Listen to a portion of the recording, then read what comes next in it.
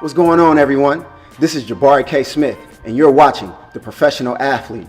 Now, in today's episode, I got a special guest. You may recognize this gentleman from the HBO hit show Ballers, and I have him with me today. And we're going to get into it real deep about what it takes to be a collegiate athlete and what it takes to transition into the professional world. We're going to talk about Hollywood, we're going to talk about sports, but most importantly, we're going to talk about life. So tune in. Let's go. So I'm sitting here with Donovan Carter. Donovan, what's good with you, man? What's going on, man? Awesome. Quick question, man. How often do people call you Vernon Littlefield, man? Weekly. I figured Yeah, that. weekly, man. Sometimes they may not even know your actual real name. They just may refer to you as Vernon, huh? Yeah, that's it. Or how's the Achilles doing? Or That's crazy. I don't like your friend. I get that a lot too. I bet. So, man, listen, man. Tell us a little bit about yourself. I mean, where you from? What sports you played, and how did you even get involved in sports?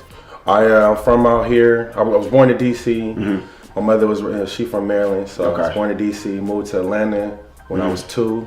Stayed there from 2 to 8, and then my father, he came and got me when I was 8. We came to L.A. I've been out here ever since. Grew up in L.A. and moved to San Fernando Valley. So I kind of moved around a lot as a kid. Yeah. But it's all good, you know. Yeah. It helped me be the person I am today. Absolutely. And kind of, you know, when I was my dad used to coach football when I was young. Okay. But I was 2. He didn't want me to start playing till I was 10. You said that your dad was your coach. And when I was playing sports, I wouldn't say I was jealous or envious, but I always thought that the kids who had a parent as their coach had an advantage on everyone else because they had the inside scoop, just knowledge-wise. They were taking their knowledge from a different perspective. Do you think that you had that advantage as well coming up? A little bit, but I mean, you know, I got his ups and downs.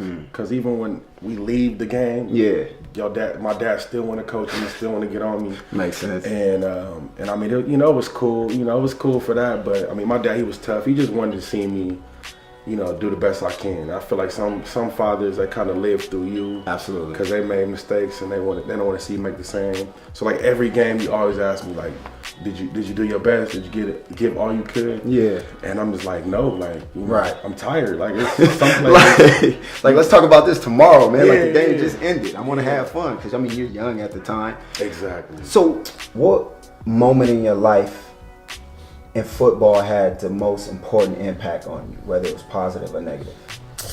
I mean, there's a few. Yeah. Definitely when I got my first scholarship offer. Like that was definitely cool. Okay. Signing day when you know, just being with my family and all my future teammates and future brothers, just, you know, show like all that hard work paid off. Well, like, kind of walk us through that, like that whole process when you knew, like, hey, I'm getting heavily recruited. I need to make some decisions from the starting point. Like I said, I'm familiar with it. I went through it, but maybe others may not know how that process goes. Yeah, I mean, a lot of it is your junior year. Mm-hmm. So me and my dad, we made a highlight tape, made like 10 of my best plays, gave it to my coaches, shopped it around. I was going to camps. I was going, like, they had like Nike Spark Camp, Scout.com had a combine. So I was doing those type of camps, going to junior days, a couple of junior days, meeting with the coaches. And yeah, then it just kind of, I don't know, man, God just did, you know, he worked in mysterious ways. He did a lot, you know, on his own. You know, people just come into school, want to talk to me. And my team was actually good. So we had a lot of other good players. So I think even with them, that kind of helped. I kind of piggybacked off them too. And then, my junior year was getting recruited. UCLA came in like springtime, offered me a scholarship. I committed in July before my senior year, which, you know, I kind of just got all that stuff out the way. I took a couple trips though, still, you know, just because, you know how it is. Yeah, you gotta take some trips, you know, free trips. Yeah, absolutely. You get to go visit these schools, see how the campus is like. So that was cool. I definitely encourage everybody, take all your trips if you can. What other schools was recruiting? My top 3 was UCLA, Arizona State, and Washington. Okay. Yeah, but Arizona State is too hot. I can't. And it's party school too. I was like, nah, I ain't gonna survive here. Man. And then Washington, it's too cold. It rained every day. Absolutely. And my freshman year, they went 0-12, so I was like, that was terrible. So. Jeez, what was that experience like? I mean, most people they may go to college outside of the state. Like Right. me, for instance, Right. I got recruited by Arizona schools, but I ended up going to school in Texas. Right. So to me, at that age and that time, I felt like I was in a whole different world. I mean, I was introduced to a whole entire culture. I mean, and even football is even treated different out there. I mean, football is literally life. Like the stuff Right. you see on TV as the whole city shutting down, like that really goes down out there. So like, how was your experience, playing at UCLA? I mean, this is a huge school. I mean, UCLA is its own city, if you ask me. Right. I mean, it had its ups and downs. It was a transition for me because I was from here. I was raised here, but my father and my stepmother, they moved out of state before I got to college. Oh. So it's kind of like I went, like how your example, I went to school. I'm from here, but it was like an out of state feel because my parents wasn't here. So I kind of had to grow up, a little faster. Yeah. But it had its ups and downs, but I had a good time, man. I mean, I wouldn't trade it for the world. I wish you would have won some more games. Yeah. But it's all good. But I mean, I walked away. I got my degree. I met some great people. Learned a lot. Went through adversity. Went through some tough times. I definitely. We had a lot of coaching changes. Yeah. So it was tough, man. Like some days, you know how it is. You busting your butt out there. You waking up every day. You put in this work. And then, you want to play. And like some years I'll play, some years I wouldn't. So it's frustrating because I'll be like, I know I'm good enough to play, but like, why am I not on the field? Absolutely. So, some days, man, I'll be crying, like, mad because I'm like, what am I doing this for? But, but if it wasn't for my brothers, like my teammates and the camaraderie, like that's really what pushed me through. Yeah. Because, we had different coaches every year. So it's like, I'm not pushing, like the person that was in my living room recruiting me, he not even here no more. So That's what I went through. Yeah. This guy. So Yeah. I definitely understand where you coming from on that one, man. Yeah. I mean, it was tough, but hey, I went through it, so it's all good. So like I said, I walked out, got my degree, and I got to spend time at a prestigious Division I school. So I'm blessed. So. Whether we graduate or not, it's like, so what do we do with it, and how do we navigate? And so that's what I want to talk to you about, because you had to transition once your sports career is done. Right. So, I mean, like I said, the secret is already out. You're an actor. Yeah. So I'm like, so how did you go from playing sports into getting into acting? So kind of walk me through that process.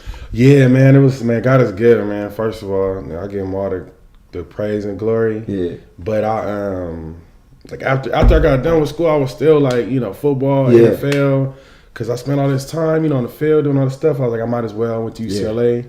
You might as well. You got opportunity. So, I got an agent, start training. I started auditioning for other stuff. Right. Then I just realized, I was like, I wasn't getting picked for the big parts, but I was getting callbacks, which in that business, that's momentum. It's like a second interview for for other jobs. Yeah. So I was like, it must be something. Maybe I got something going on. So then, just out of the grace of God, again, my coaches, I got an email from Ballers about the opportunity. So I literally, like, one day I was just on my phone and I got an email about Ballers. So I didn't even know what it was. I'm like, I'm thinking it's a commercial, some background work. Yeah. So I followed up with the email.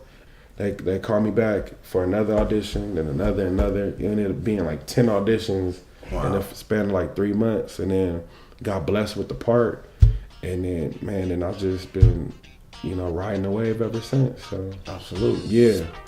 So tell me something. When you were looking at the script and the character, were you saying to yourself, like, damn, this is me? Yeah, a little bit, man. I saw that when I saw more in depth of the script as a whole. Yeah. But I mean, like when I seen the guideline, because they sent me two different characters. They sent me Ricky that plays John David Washington. Okay. And they sent me the other dude. So they wanted me actually to audition for his part. But I was like, he played receiver, little dude. I said, I'm not a receiver. I'm not 180 pounds, first of all. Right. So I saw Vern. I said, he played defensive dude. He a young guy, family oriented, humble. Yeah. So I said that sound more like me than Ricky. Absolutely. Yeah. Like I'm telling you, like when I watched the show and the character, and now just having those few conversations with you, I'm like, dude, this is you. You're a real humble, laid back. You seem like a very loyal and supportive dude, and like that's your role on the show. I'm like, it fits you, man. Yeah. I mean, I'm being in acting, being in the game, my short time, but I'm learning. Every character. It really fits you. It's like a glove, and it's like your glove, like, so whatever character you get, like, it's kind of like your soulmate, your wife, like, that character's meant for you. So that's why actors, you can't be too mad when somebody get a part, because I mean, you go with sports, somebody make the team and you don't, you kind of, you get a little bitter, it makes you feel a certain type of way. Absolutely. But in acting, if somebody get a part, like if you're a real actor, you understand like that part is really for you, because like you said, it seems like it fits you, because you don't do too much acting. I mean, you know how to own it on that role. Right. I mean, and I was guilty of this, and it took me like 6 years. My theory was I felt that I had an athletic identity issue, meaning that because I was, we all were gifted in sports, and pretty much that's how our community viewed us. So that's how I viewed myself, as Jabari Smith, the athlete.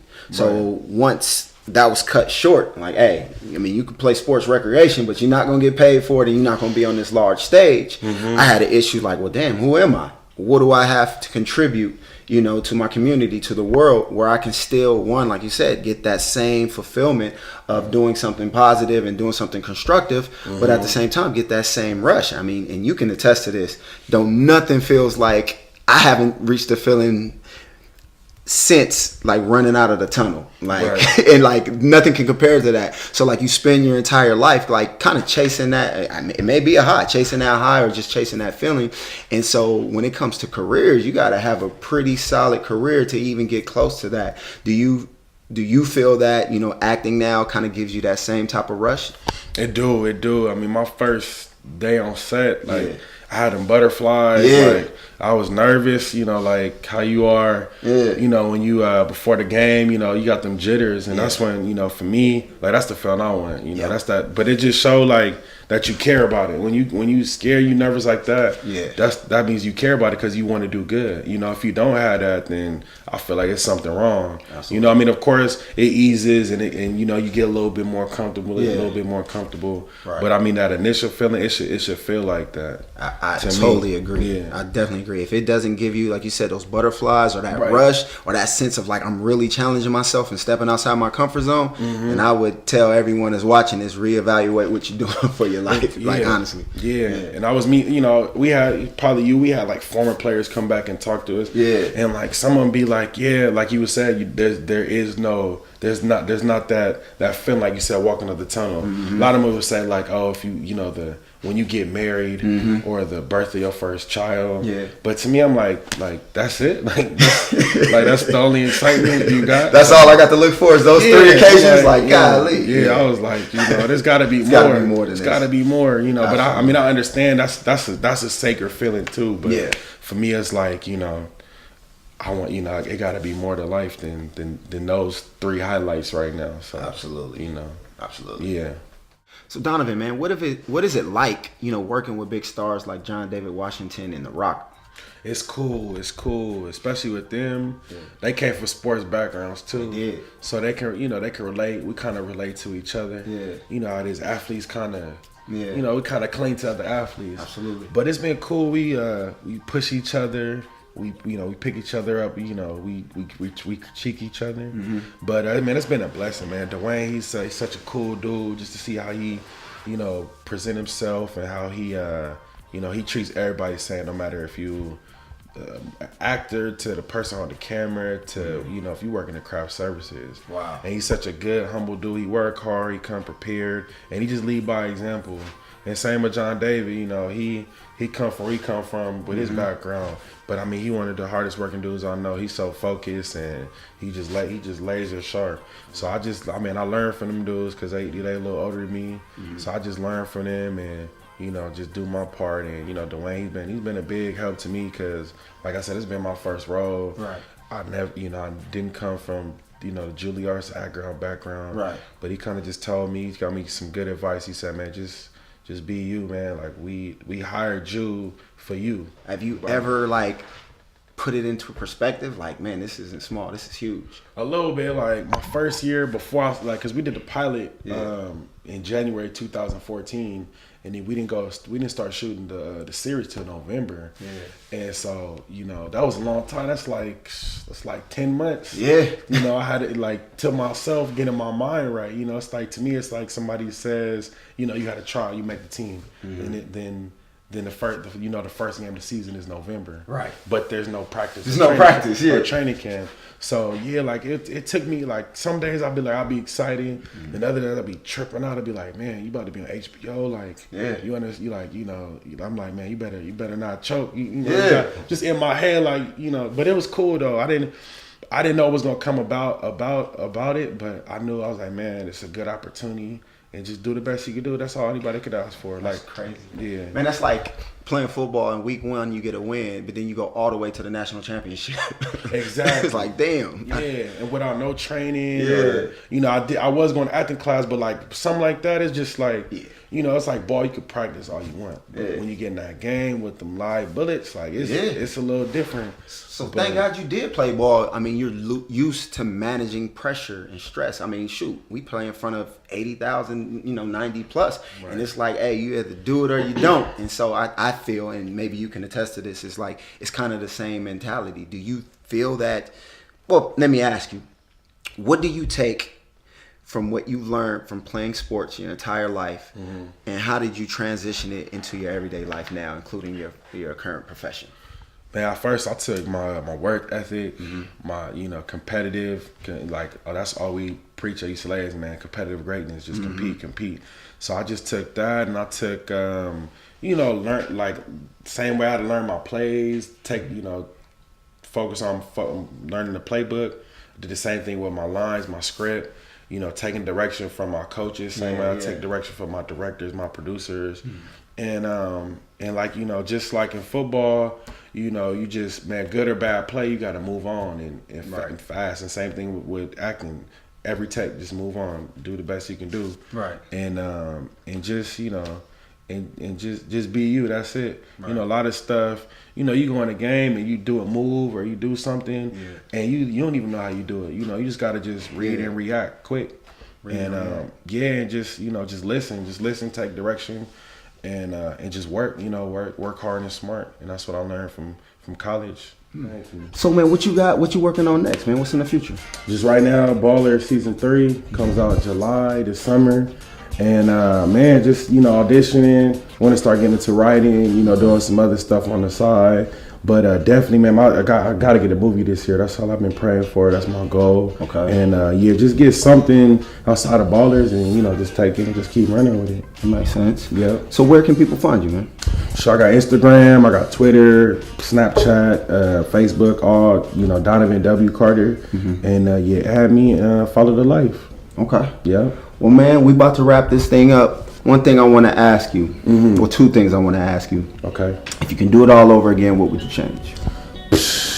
Man, I had this little girlfriend in college. I probably would have. Was it a distraction? No. I wouldn't change that, man. Okay. I mean, the person I am today, like, I feel like if I change anything, it might have that ripple effect. Absolutely. So, man, I wouldn't change nothing. I just learn from my mistakes and just move on from there. Okay. Yeah. And what would you tell the 16-year-old Donovan? Man, I would tell him, man, reach for the stars, man. Go for it. Have no fear, and don't be afraid to make mistakes. And pray. Man, I rocks with that. Yeah, definitely rocks with that. Well, man, Donovan, man, that wraps up our show, man. Listen, I'd love to have you back again. This was awesome, man. Definitely, I definitely appreciate you. Appreciate you. And for everyone that's out there watching, this is Donovan Carter, it's Jabari K. Smith, and you were watching The Professional Athlete.